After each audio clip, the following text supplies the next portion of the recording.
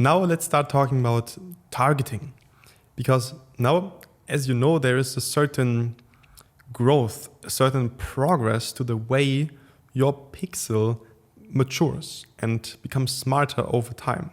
And depending on how long you've been advertising on Facebook with your business, how many conversions, how many valid high quality conversions there are in your pixel on a page view event, on an add to cart event, on a checkout event, on a purchase event, how well your purchase conversion value is tracked. The more mature that pixel is, the easier it gets for you, because you don't need to put a lot of information manually into your learning phases and into your new campaigns, because you can just let the pixel do all that work for you. And the way your account progresses over time is basically shown by this graphic here. So there are 3 levels. Targeting, level 1, on a new account. I would say you most likely in this stage have a budget between 30 and 150 euros in daily budget. And your only option, if your pixel is very dumb and immature, your only option is to feed all that data into the campaign targeting manually by using something that is called flex targeting. Flex stands for this overlapping and creating an overlap between different interests and behaviors, similar to the way we used stack positioning in the holistic framework.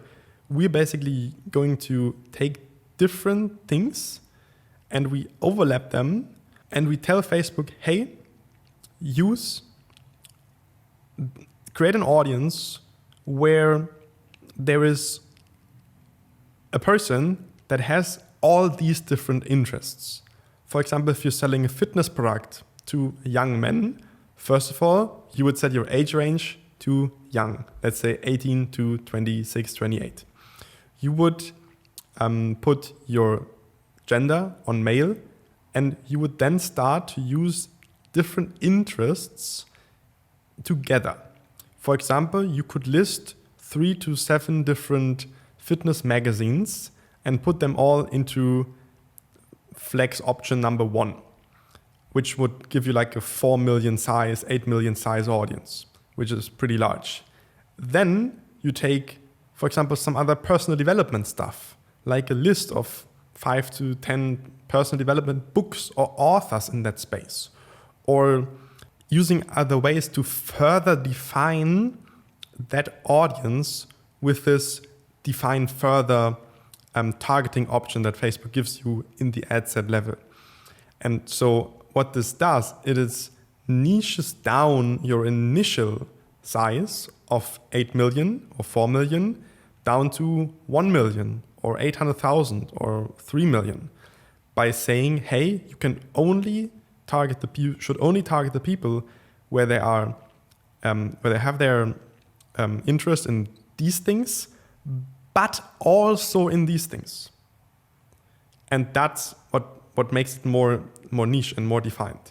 And then if you're, for example, selling an online course, you could even put in more specific stuff there. For example, people that have their interests in online courses or in well-known other online payment providers, or people that regularly use Stripe or PayPal or Facebook payments or other stuff that help you define that audience even further, getting it down to a good audience size of, let's say, 300,000 to 2 million, fairly precise.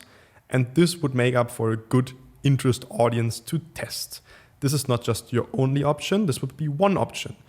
If you have like 100 euro daily budget, you could create 3 different audiences, give each audience 33 euro daily budget, and test them in parallel with the exact same ad creative, with the exact same campaign conversion seal, which would most likely be purchase or lead or something that's very, very, very relevant. And now you have 3 different ways to figure out where this ideal audience is.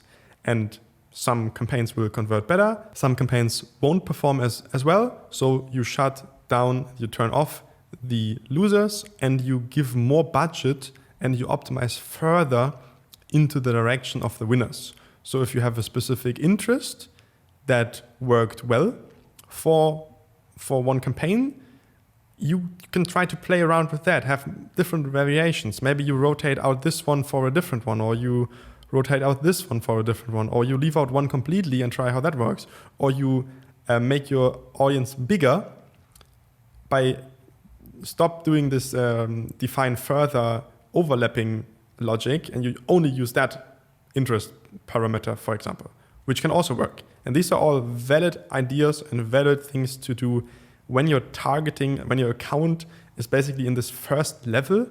It's a new account, and it's basically, you have no other option, because all this data, these events are not, there's no data, no numbers, no big numbers in these events. Your pixel is dumped and your learning phase starts from zero. So this is your only option. And you do this over a couple of months, let's say 3 months, 3 to 6 months, depending on your budget. The higher your budget is, the quicker you can work your way through this fairly boring, tedious account level, because you have to do a lot manually. In the next video, I'm going to tell you what you can do then after your account has matured, after you've spent, let's say 5,000, 10,000 euros on ads. You have a good number of your events in your pixel. Then you can start, your account basically levels up to level 2, and you can start lookaliking, which will be the topic of the next video.